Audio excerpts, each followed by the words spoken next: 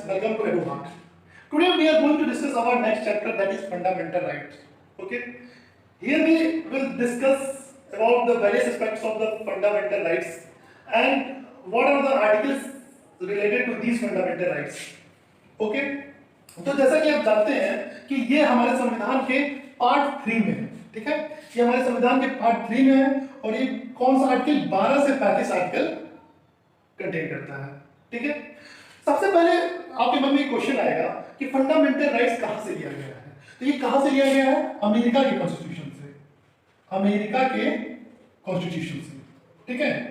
Constitution में भी क्या है, एक वहां पे बिल आया था, बिल ऑफ राइट्स, ठीक है, वहां पे एक विधेयक आया था, राइट्स का एक विधेयक आया था, ठीक है, तो वहां से वो क्या किया गया, लिया गया है, ठीक।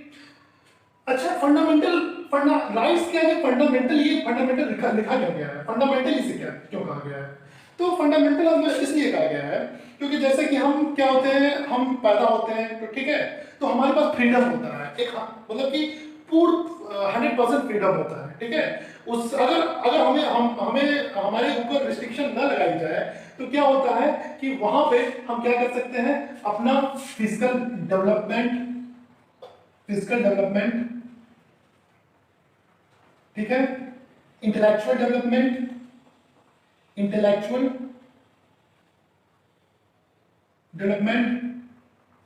और क्या होता है, बौद्धिक डेवलपमेंट, तीसरी चीज क्या है, इथिकल डेवलपमेंट, और चौथी चीज क्या होती है आपका मेटाफिजिकल डेवलपमेंट कर सकते हैं विदाउट रिस्ट्रिक्शन। अगर रिस्ट्रिक्शन कुछ ना हो, किसी भी बाहरी फोर्स को कोई रिस्ट्रिक्शन ना हो, तो ये क्या हमारा ये 100% हम कर सकते हैं, ये डेवलपमेंट वो 100% कर सकते हैं। लेकिन क्या होता है, ऐसा होता नहीं है। हमारा सरकार की तरफ से, जहाँ जो कोई गवर्नमेंट है की तरफ से कभी कभी होता है, ऐसे कानून आ जाते हैं जो हमारी ये डेवलपमेंट को क्या हिंड्रेंस ले आते हैं, ठीक है। तो बेसिकली क्या होता है, फंडामेंटल राइट्स जो होता है, तो गवर्नमेंट के जो कुछ स्ट्रिक्ट पॉलिसीज हैं, ठीक है, ठीक है, वो डिस्क्रिमिनेट ना कर ले हमारे सिटीजंस, ये मान लीजिए सिटीजन है, ठीक है, तो इन पॉलिसीज से या इन लॉज से, ठीक है, लॉज से किसी भी सिटीजन का डिस्क्रिमिनेशन ना हो पाए, इसीलिए हमने क्या बनाया है, फंडामेंटल राइट्स बनाया, ठीक है, फंडामेंटल राइट्स बनाया। तो बेसिकली क्या था, मूल रूप से टोटल कितने थे, 7 फंडामेंटल राइट्स थे। कितने थे? 7 फंडामेंटल राइट्स थे। लेकिन क्या हुआ, 44वां संशोधन 1978, ठीक है, 44th कॉन्स्टिट्यूशनल अमेंडमेंट 1978 ने इसको क्या घटा के कितना कर दिया, 6 कर दिया। तो आप पूछेंगे एक कहां गया, एक जो था वो राइट टू प्रॉपर्टी,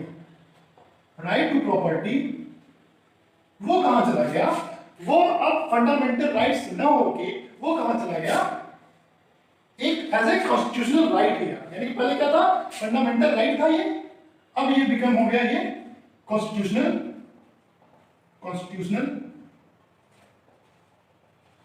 राइट हो गया, ठीक है। तो बेसिकली हमारे पास कितने अभी फंडामेंटल राइट्स हैं, 6 फंडामेंटल राइट्स हैं। कौन कौन से 6 फंडामेंटल राइट्स हैं, ये देखिए। राइट टू इक्वालिटी, समानता का अधिकार, किसमें आता है, 14 से लेके 18 में, ठीक है, जो कि हम क्या करेंगे, आगे पढ़ेंगे, ठीक। राइट टू फ्रीडम, ये किसमें आता है, 19 से 22 में, ये भी हम अभी आगे देखेंगे। राइट अगेंस्ट एक्सप्लॉयटेशन, क्या है, राइट अगेंस्ट एक्सप्लॉयटेशन, तो ये क्या है, 23-24 में आता है, ठीक है। Right to freedom of religion, यानी कि धार्मिक स्वतंत्रता, ठीक है, ये किसमें है, 25 से 28 में, ठीक। कल्चरल एंड एजुकेशनल राइट, ये किसमें है, 29 से 30 में है, ठीक। अच्छा, राइट टू कॉन्स्टिट्यूशनल रेमेडीज, ये क्या है, 32 से 35 में। तो सबसे पहले आइए हम देखते हैं आर्टिकल 12 के बारे में। तो सबसे पहले हमने बोला था कि स्टेट रिस्ट्रिक्ट करती है फंडामेंटल राइट्स, सिटीजंस के फंडामेंटल राइट्स को। तो सबसे पहले मन में हमारे क्वेश्चन ये आता है कि ये स्टेट है क्या, यानी जो जिस हम स्टेट की बात कर रहे हैं, ठीक है, जो स्टेट रिस्ट्रिक्शन कर रहा है सिटीजंस पे, उस स्टेट में आते कौन कौन से लोग हैं? तो उनमें कौन कौन से लोग आते हैं? उनमें पहला आता है government and parliament of India, ठीक है, जैसे कि केंद्र सरकार का जो लोकसभा है, ठीक है, राज्यसभा है, वो आता है। दूसरा है government and legislature of each state, यानी प्रत्येक राज्य का जो लेजिस्लेचर हुआ, लेजिस्लेटिव असेंबली हुई या लेजिस्लेटिव काउंसिल हुआ, तो वो जिसका मतलब लेजिस्लेटिव काउंसिल होगा वो होगा, या तो लेजिस्लेटिव असेंबली, ठीक है, ठीक है, ये हो गया। ये तो दो तो कंपलसरी है स्टेट, ये तो आप जान ही जाएंगे कि ये स्टेट है ही। लेकिन कंफ्यूजन हम कहाँ क्रिएट होता है? तो कंफ्यूजन क्रिएट होता है इस तीसरे में, इसमें लिखा है लोकल और अदर अथॉरिटीज, ठीक है। तो लोकल अथॉरिटीज में क्या आ जाएगा? जैसे कि पंचायती राज हुआ, पंचायती राज, ठीक, डिस्ट्रिक्ट बोर्ड, ये मतलब कि लोकल लेवल की चीजें हैं, वो क्या आ जाएगी? लोकल अथॉरिटीज में आ जाएगी, ठीक है। अब बाकी अब लिखा है अदर अथॉरिटीज, तो ये अदर अथॉरिटीज में तो कई सारी चीजें आ सकती हैं, ठीक है, ये तो बहुत वाइड टर्म है, ठीक है। तो जो पार्लियामेंट के द्वारा, कानून के द्वारा जो इंस्टीट्यूशन बने होंगे, वो क्या हो जाएंगे? अदर अथॉरिटीज में आ जाएंगे। जैसे आपका क्या है कि सेमी गवर्नमेंट जो ओएनजीसी हुआ, ठीक है, ओएनजीसी वगैरह, ठीक है, कोई भी बैंक्स हुए, ठीक है, कॉलेजेस, कोई भी यूनिवर्सिटीज हुई, यूनिवर्सिटीज भी इसी में आ जाएंगी, यूनिवर्सिटीज, ठीक है। तो ये मतलब कि आर्टिकल 12 के अंदर ये आता है, ठीक है, ये स्टेट को डिफाइन करता है, this defines the state, okay. अब आते हैं हम आर्टिकल 13 में, ठीक है। आर्टिकल 13 क्या कहता है? आर्टिकल 13 ये कहता है, एक तरफ मान लीजिए आप एक स्टेट है, ठीक है, एक तरफ ये स्टेट है, एक तरफ है किसका? ये सिटीजंस का राइट है और फ्रीडम है, ठीक है। तो कैसे स्टेट इनके कोई भी जो पॉलिसीज बनाती है, कोई लॉ बनाता है, ठीक है, जब स्टेट, तो क्या क्या रिस्पॉन्स होता है, ठीक है, उस जो लॉ का क्या इम्पैक्ट होता है सिटीजंस के राइट्स पे और सिटीजंस के फ्रीडम पे, ये हमारा आर्टिकल कौन बताता है? आर्टिकल 13 बताता है, ठीक है। तो आर्टिकल 13 क्लॉज 1 में बताया गया था, ठीक है, प्री कॉन्स्टिट्यूशन जो लॉज होते हैं, जैसा कि आप जानते हैं हमारा संविधान कब लागू हुआ था? 26 जनवरी 1950 में, ठीक है, 1950 में हुआ था। और जैसा कि आप जानते हैं कि 1950 से पहले भी कानून बनते थे, ओके, बनते हैं, ठीक है। तो कोई भी कानून, ठीक है, कोई भी कानून जो 1950 के पहले बने होंगे और जो फंडामेंटल राइट्स जो है उसका वायलेशन करते होंगे, तो वो क्या हो जाएंगे? नल एंड वाइड हो जाएंगे। क्या हो जाएंगे? नल एंड वाइड हो जाएंगे, ठीक है। तो ये क्या कहता है? प्री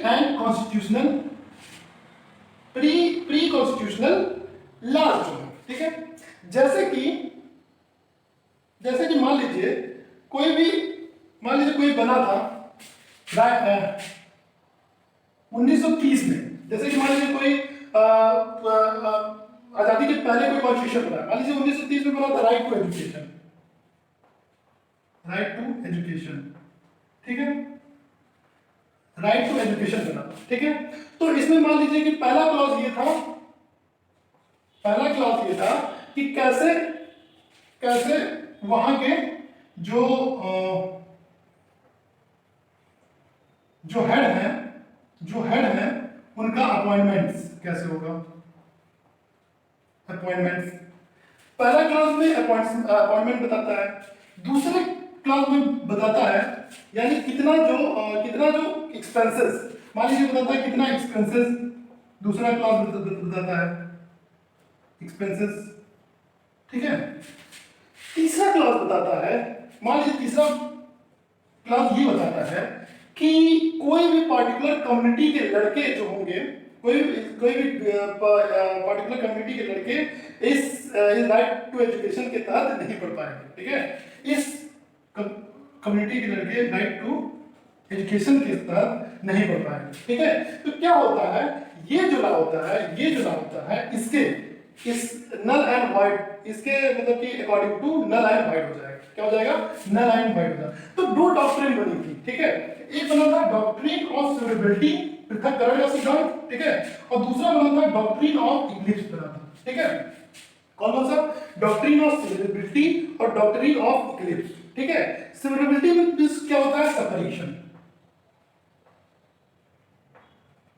सेपरेशन, ठीक है, सेपरेट। यानी कि अगर ये कोई कानून बना है, ठीक है, उसके पहले कोई कानून बना है, तो ये क्या हो जाएगा? ये इसको हटा दिया जाएगा, यानी कि इसको काट दिया जाएगा, ठीक है, एकदम से इसको फाइनली हटा दिया जाएगा। लेकिन अगर डॉक्ट्रिन ऑफ इक्लिप्स आए, आच्छादन का सिद्धांत, तो क्या हो जाता है? ये जो जो जो सेक्शन है वो हटता नहीं है, वो क्या हो जाता है? ढक जाता है, ठीक है, इक्लिप्स हो जाता है, यहाँ पे ढक जाता है, ठीक है। ताकि इसमें बाद में कुछ मॉडिफिकेशन, अगर कुछ बाद में मॉडिफिकेशन करके इस जो सेक्शन को फिर से दोबारा क्या किया जा सकता है? लाया जा सकता है, ठीक है। तो ये क्या है? 13 क्लॉज 1 में है, ठीक। अच्छा, 13 क्लॉज 2 क्या बताता है?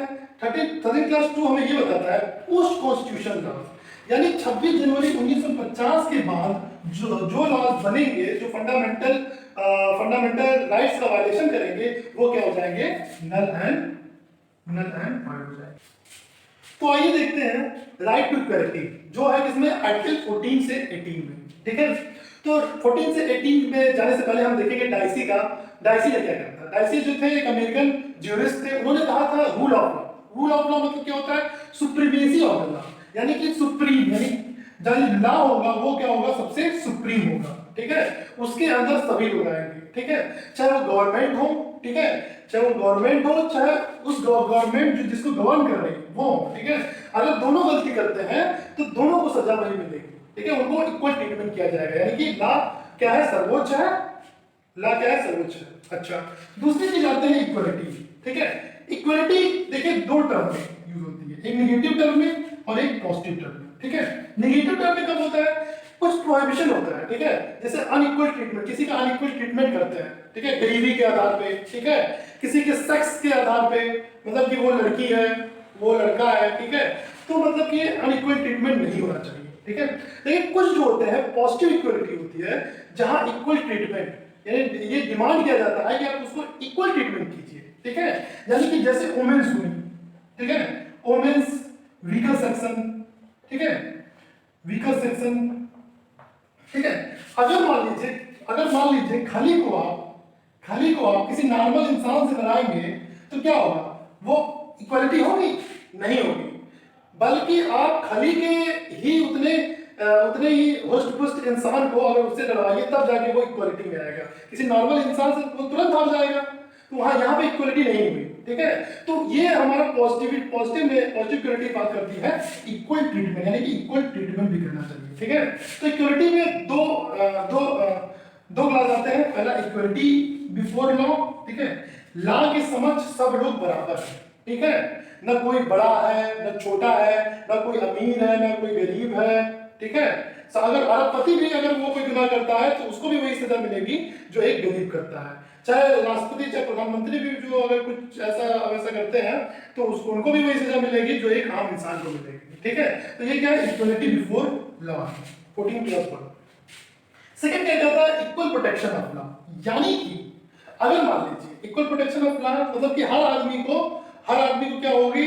उस जुर्म के लिए सेम सजा नहीं होगी, ठीक है। जैसे मान लीजिए किस परिस्थितियों में वो उसने जुर्म किया है, ठीक है। मान लीजिए कि किसी ने जुर्म किया, भैया उसने मार दिया, ऐसे रंजिश में किसी का मर्डर कर दिया, ठीक है, मर्डर कर दिया, और किसी ने अपने प्रोटेक्शन के लिए मर्डर किया है, तो उनके लिए प्रोटेक्शन के लिए, ठीक है, प्रोटेक्शन अगर कर रहा है तो उनके लिए क्या होगा? वो अलग लॉ बनेगा, जो सजा इसको मिल रही है वो सजा इसको नहीं मिलेगी, यानी कि क्या होता है? Equal protection of the law, 14+। तो आइए चलिए चलते हैं आर्टिकल 15 के बारे में, ठीक है। आर्टिकल 15 क्या कहता है कि जो स्टेट है, फर्स्ट क्लास में लिखा है कि जो स्टेट है वो on the basis of religion ठीक है, रिलीजन, रेस, कास्ट, सेक्स और प्लेस ऑफ बर्थ में क्या डिस्क्रिमिनेशन नहीं कर सकता, ठीक है। ये 5 चीजों में क्या डिस्क्रिमिनेशन नहीं कर सकता। उसी तरह सेकंड क्लास में क्या कहता है, स्टेट और सिटीजन दोनों के बारे में बोला गया है कि ये 5 चीजों में on the basis of these 5 things that is religion, race, caste, sex, place of birth, ठीक है, के बेसिस पे वो डिस्क्रिमिनेशन नहीं कर सकता, ये सिटीजन भी और स्टेट भी, ठीक है। थर्ड में कुछ स्पेशल ग्रुप्स हैं, ठीक है, वो वल्नरेबल सेक्शंस हैं, ठीक है, जैसे वुमेन्स हैं, ठीक है, चिल्ड्रंस हैं, ठीक है। तो उनके लिए क्या कर सकता है, उनके लिए स्पेशल प्रोविजन बना सकता है, ठीक है। जैसे कि चिल्ड्रंस के लिए क्या, लेबर लॉ, ठीक है, प्रोहिबिशन ऑफ लेबर लॉ, ठीक है, ताकि इनका जो अपलिफ्टमेंट एंड प्रोटेक्शन होता है, ठीक है। वुमेन्स और चिल्ड्रन का प्रोटेक्शन होता है, ये किसमें है, क्लास 3 में, ठीक है। अच्छा, फोर्थ क्लास में क्या कहता है, फोर्थ क्लास में ये कहता है कि मद्रास गवर्नमेंट ने, एक बार क्या हुआ था कि मद्रास गवर्नमेंट ने उसने कहा कि मेडिकल कॉलेज में, ठीक है, उसने कहा कि मेडिकल कॉलेज में सभी कम्युनिटी को रिजर्वेशन देंगे, ठीक है। उन्होंने क्या कहा कि हम क्या करेंगे, सभी कम्युनिटी को रिजर्वेशन देंगे, ठीक है। तब क्या हो जाता है, तो एक केस आ जाता है, तो एक केस हो जाता है स्टेट ऑफ मद्रास वर्सेस चंपकाई दुराइजन के बीच में, ठीक है। तो उसमें क्या होता है कि वो ये वो सरकार करने जा रही थी रिजर्वेशन हर कम्युनिटी में, उसको क्या सुप्रीम कोर्ट ने क्या करते हैं, क्वैश कर देते हैं, ठीक है।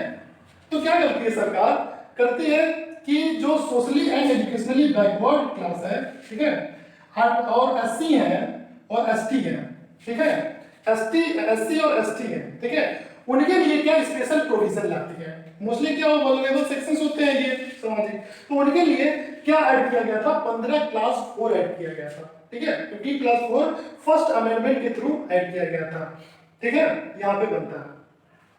तो ये 15 क्लास 4 जो है उसी का यूज करके स्टेट ऑफ मैसूर जो है क्या करता है, वो भी मेडिकल और इंजीनियरिंग कॉलेजों में रिजर्वेशन करता है, ठीक है। वो क्या बनाता है, बैकवर्ड क्लास के लिए 18% रिजर्वेशन बनाता है, और मोस्ट बैकवर्ड क्लास के लिए कितना बनाता है, 22%, एससी के लिए 15%, एसटी के लिए 3% बनाता है, जो कि उसका रिजर्वेशन कितना हो जाता है, 68%, ठीक है। तो बचता कितना है, जो मेरिट पूल के लिए कितना बनता है, मात्र 32%। तो ये भी चैलेंज हो जाता है किस केस में, MR Balaji versus state of Mysore case में, ठीक है।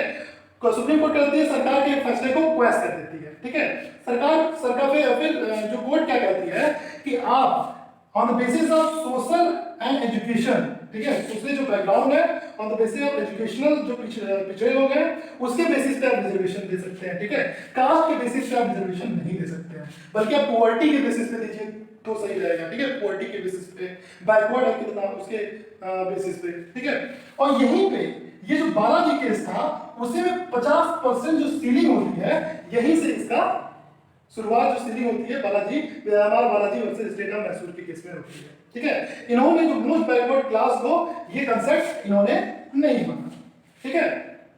फिर इसके बाद एक केस होता है Indira Sahni versus union of India में, इसमें क्या ये सारे फैसलों को क्या किया जाता है, पलट दिया जाता है, और वो कहती है कि मतलब कि आप कास्ट जो कोर्ट कहती है कि आप कास्ट के बेसिस पे ये रिजर्वेशन दे सकते हैं और आप ये जो मोस्ट बैकवर्ड क्लास भी बना सकते हैं, ठीक है। ये कहता है आर्टिकल ये 15 क्लास 4, ठीक।